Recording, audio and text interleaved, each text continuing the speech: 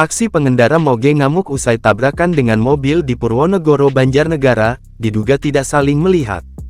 Seorang pengendara motor gede atau moge terekam marah-marah usai terlibat kecelakaan dengan mobil di depan Pasar Ikan Purwonegoro, Kecamatan Purwonegoro, Banjarnegara, pada Sabtu, tanggal 3 Mei tahun 2025 siang. Insiden tersebut sontak menarik perhatian warga dan pengguna jalan lain yang melintas.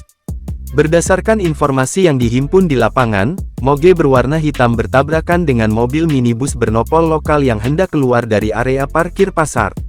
Diduga kedua pihak tidak saling melihat akibat padatnya lalu lintas di kawasan tersebut.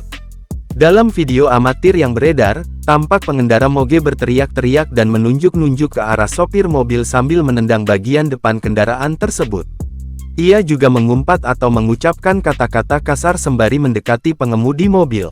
Kondisi mobil juga dalam keadaan ringsek di bagian depannya usai mengalami kecelakaan. Warga dan beberapa pengendara lain mencoba menenangkan situasi agar tidak semakin memanas. Pihak kepolisian mengimbau masyarakat agar tetap tenang dan tidak melakukan tindakan emosional di jalan raya. Sementara itu, arus lalu lintas sempat tersendat akibat kerumunan warga yang berkumpul di lokasi.